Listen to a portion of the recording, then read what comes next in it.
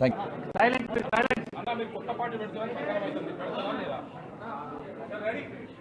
అవన్నీ ఫాల్తు రాజకీయాలు. కొత్త పార్టీ నేనేందో మీకు తెలుసు, భారతీయ జనతా పార్టీ కార్యకర్తలకు తెలుసు, తెలంగాణ రాష్ట్ర ప్రజలకు తెలుసు, తెలుగు రాష్ట్రాల ప్రజలకు తెలుసు.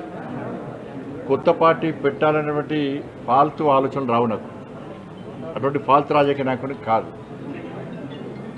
అనేక శిక్షణా శిబిరాల్లో, భారతీయ జనతా పార్టీ అంతర్గత శిక్షణా శిబిరాల్లో అనేక మంది కార్యకర్తలను తయారు చేసినటువంటి నాయకులం మేము, కార్యకర్తలు మేము. ఇలా భారతీయ జనతా పార్టీ కమిట్మెంట్తో పనిచేసే ప్రతి కార్యకర్త కోరుకున్నది ఒకటే ఒక చివరి కోరిక. ఉరిశిక్ష వేసే ముందు కోరికలు అడుగుతారట, చివరి కోరిక ఏంది అడుగుతారట, వాళ్ళు ఏం చెప్తారు తెలియదు. కానీ కమిట్మెంట్తో పనిచేసే భారతీయ జనతా పార్టీ కార్యకర్తను పిలిచి మీరు అడిగితే, కమిట్మెంట్తో పనిచేసే భారతీయ జనతా పార్టీ కార్యకర్తను మీరు పిలిచి అడిగితే చెప్పి టక్కుమని చెప్పేది ఒకటే, నేను చచ్చిపోయినాక నా మీద భారతీయ జనతా పార్టీ కండ కప్పాలని, జెండా కప్పాలని అంటారు. దీనికి కమిట్మెంట్ అంటారు. అటువంటి కమిట్మెంట్ గల కార్యకర్త మీద ఇప్పుడు నన్ను అడిగించుకోవడం ఎవరు రాస్తూ ఉంటారు, ఎవరో రాస్తూ ఉంటారు, ఏదో చేస్తూ ఉంటారు. కాబట్టి దాని మీద పట్టించుకోవాల్సిన అవసరం లేదు, పట్టించుకోవడం కూడా. ఇటీవల పరిణామాల్లో మిమ్మల్ని మంత్రివర్గం బర్తరఫ్ చేస్తారని స్పెక్యులేషన్స్ ప్రచారం. అంటే కేసీఆర్ చేత 17 మంది ఎంపీలు ఉన్నారు. కేసీఆర్ దయాదక్షిణ మోడీ ప్రభుత్వం నడుస్తుంది పాపం. కాబట్టి కేసీఆర్ సమాజం దానిలో కూర్చొని ఫామ్ హౌస్లో కూర్చొని బండి సంజయ్ని బర్తరఫ్ చేస్తారు అంటే నీకు ఒకే ఎంపీ లేడు, బర్తరఫ్ చేయాలంటావు. ఎందుకంటే నీ గడిల పాలన బద్దలు కొట్టింది మేమే, నీ అవినీతి సామ్రాజ్యాన్ని కూకటి వేళ్లతో పెకిలించింది మేమే, నీ కుటుంబ పాలన వ్యతిరేకంగా కొట్టాడింది మేమే. ఉంటుంది, నీకు సహజంగా ఉంటుంది. నీకు 17 మంది ఎంపీలు ఉన్నారు కదా, అందుకే రెచ్చిపోతున్నావు నువ్వు.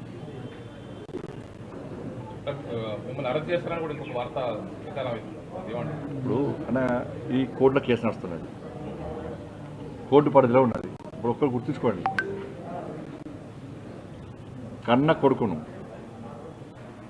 కన్న కొడుకును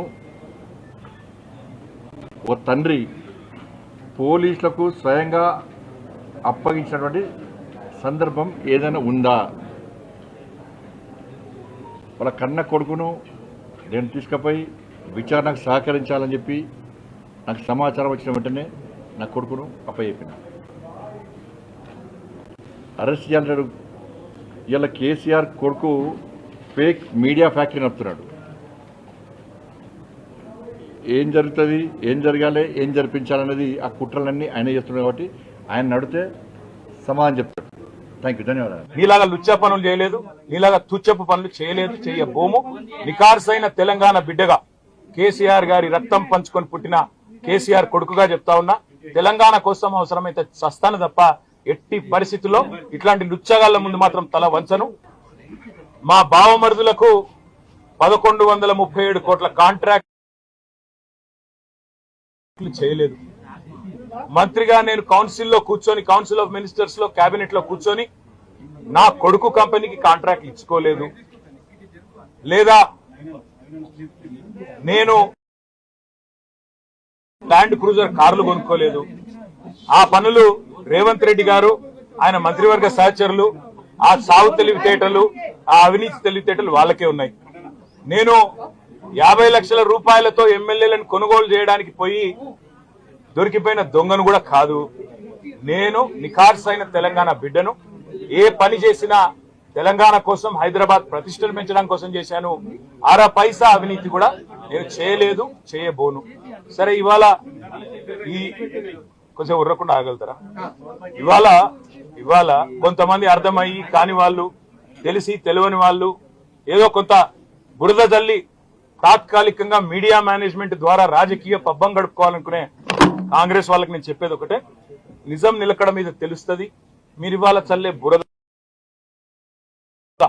ఎట్టి పరిస్థితుల్లో మా దృష్టి ఏదైతే కేంద్రీకరించబడిందో దాని నుంచి తప్పించలేదు. మేము మాట్లాడుతూనే ఉంటాం, కొట్లాడుతూనే ఉంటాం. గత సంవత్సర కాలంగా విద్యుత్ ఛార్జీలు పెంచవద్దని కొట్లాడింది టీఆర్ఎస్. లగచర్లలో నువ్వు రైతులను జైల్లో పెడితే అడ్డుకున్నది టీఆర్ఎస్. నువ్వు హైడ్రా పేరిట ఇండ్లు కూలగొడితే అడ్డుకున్నది టీఆర్ఎస్. 6 గ్యారంటీల అమలు నువ్వు చేయకపోతే నిలదీసింది అడుగడుగునా కేసీఆర్ బృందం. తప్పకుండా మా దృష్టి మేము మళ్ళించాం. నువ్వేదో నా మీద కేసు పెట్టి నన్నేదో చేసి దానివల్ల మా పార్టీ క్యాడర్ను మా నాయకత్వాన్ని నువ్వు దారి మళ్లింపు దృష్టి మళ్లింపు దిశగా ప్రయత్నం చేస్తాను అనుకుంటున్నావు రేవంత్ రెడ్డి. అది నీ వల్ల కాదు.